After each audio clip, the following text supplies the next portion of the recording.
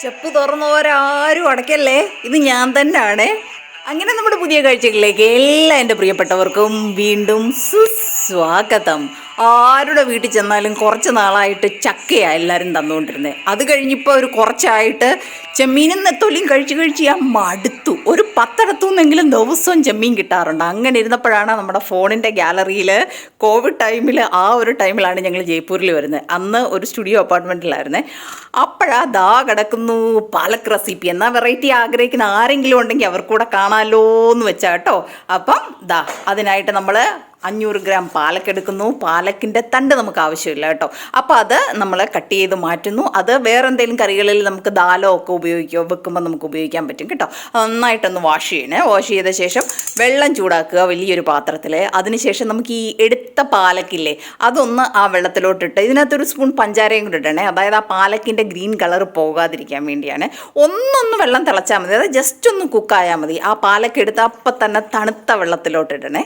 തണുത്ത വെള്ളത്തിൽ നമ്മൾ അപ്പം തന്നെ സ്ട്രെയിൻ ചെയ്ത് അതിൻ്റെ വെള്ളം എല്ലാം മാറ്റണം. അതിനുശേഷം അത് ഒന്ന് അരച്ചെടുക്കണം. അതിൽ ഇഞ്ചി, വെളുത്തുള്ളി, ഉപ്പ്, പച്ചമുളകാണ് നമ്മൾ ചേർത്ത് നല്ല ഫൈനായിട്ട് അരയ്ക്കണേ. ഇതിൽ വെള്ളം ഒട്ടും നമ്മൾ ചേർക്കില്ല കേട്ടോ. അപ്പം ഇതുകൊണ്ട് ആട്ട നമ്മൾ ചപ്പാത്തി മാവ് നല്ല പോലെ കുഴച്ചെടുക്കത്തില്ലേ, അതുപോലെ ഈ പരുവത്തിൽ കുഴച്ചെടുത്തിട്ടുണ്ട് കേട്ടോ. അപ്പോൾ അതൊന്നും പിന്നെ കാണിക്കേണ്ട ആവശ്യമില്ലല്ലോ, അതൊക്കെ ആർക്കും അറിയാത്ത. പിന്നെ അതാ ഒരു ചെറിയ സവാള നമ്മൾ കുഞ്ഞായിട്ട് അരിഞ്ഞ്, പച്ചമുളക് എനിക്ക് ആവശ്യം, അതുപോലെ തന്നെ മല്ലിയില, ഇതെല്ലാം അരിഞ്ഞ ശേഷം ഞാൻ ഇതൊരു 70 ഗ്രാം പനീർ കേട്ടോ. ഏതെങ്കിലും പനീർ നിങ്ങൾ ഉപയോഗിക്കുക. ഇത് ഞാനിപ്പോൾ അമൂലിൻ്റെ എടുത്തിരിക്കുന്നത്. നന്നായിട്ട് അത് ഗ്രേറ്റ് ചെയ്തെടുക്കണം. ഇത്രയാണ് നമുക്ക് ആവശ്യം. അപ്പം ഇതൊന്ന് കുക്ക് ചെയ്തെടുക്കണം കേട്ടോ.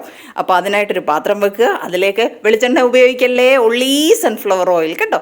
ഒരു ടേബിൾ സ്പൂണോളം ഒഴിക്കുക. അതിനുശേഷം അതിലോട്ട് ജീരകം ഇട്ട് അതൊന്ന് മൂപ്പിച്ചെടുക്കണം. അതിലേക്ക് നമ്മൾ ആ എടുത്തു വെച്ച പച്ചക്കറികളെല്ലാം കൂടെ അതൊക്കെ എന്നിട്ടൊന്ന് വഴറ്റിയ ശേഷം 1 ടീസ്പൂൺ ജിഞ്ചർ ഗാർലിക് പേസ്റ്റ് ഇതിലേക്ക് ഇട്ട് കൊടുക്കുക.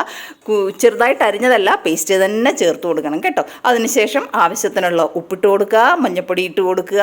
ഇത് ഗരം മസാല, ഇത് നോർത്ത് ഇന്ത്യൻ ഫ്ലേവറിലുള്ള ഗരം മസാലയാണ് ഞാൻ എടുത്തിരിക്കുന്നത്.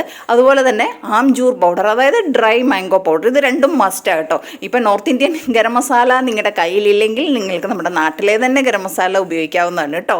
ഇത് ഒന്ന് നന്നായിട്ട് മിക്സ് ചെയ്ത ശേഷം, ഇത് മസ്റ്റാണ്, കസ്തൂരി മേത്തി എല്ലാവരുടെയും കയ്യിൽ ഇപ്പോൾ ഉള്ളതായിരിക്കുമല്ലോ. ഞാനിങ്ങനെ പാക്കറ്റോട് ഫ്രിഡ്ജിൽ വെക്കും കേട്ടോ.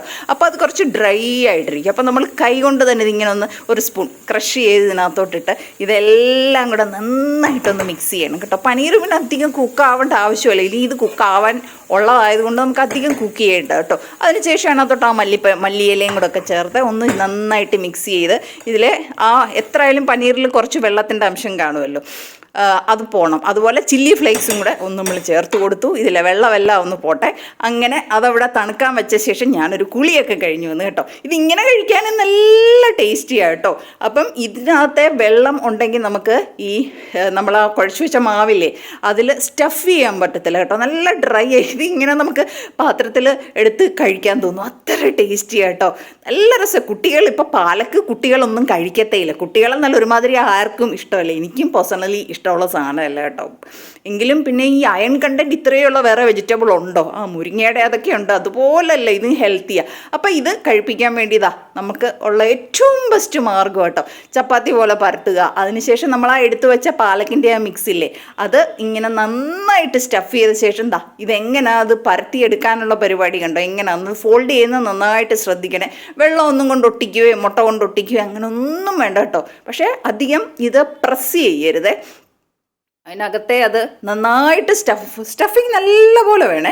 അതിനുശേഷം കണ്ടോ 2 സൈഡ് മടക്കി എടുക്കുന്ന കണ്ടോ, അത് ഓവർലാപ്പ് പോലെ ഇങ്ങനെ മണ്ടയ്ക്കൂടെ തന്നെ വരണം. അപ്പോൾ അത് ഇങ്ങനെ നമ്മൾ ചുട്ടെടുക്കുമ്പം തുറന്നു പോകത്തില്ല, അതുപോലെ പരത്തുമ്പം തുറന്നു പോകത്തില്ല. പക്ഷേ പ്രഷർ കൊടുക്കല്ലേ പരത്തുമ്പം. പ്രഷർ കൊടുത്താൽ ഇത് പൊട്ടിപ്പോവും. പൊട്ടിപ്പോയി കഴിഞ്ഞാൽ നമുക്ക് അത് ഇങ്ങനെ ആ ഒരു ചപ്പാത്തി അതിങ്ങനെ ലെയറായിട്ട് എടുക്കുമ്പോൾ അതിങ്ങനെ ഇങ്ങനെ പൊങ്ങി വരത്തില്ല കേട്ടോ. അപ്പോൾ അത് പ്രത്യേകം സൂക്ഷിക്കണം. സ്പീഡൊന്നും പാടില്ല, തിരക്ക് കൊണ്ട് അങ്ങനെ ചെയ്യാൻ പാടില്ല. പൊട്ടിക്കഴിഞ്ഞാൽ പരിപാടി കഴിഞ്ഞു കേട്ടോ.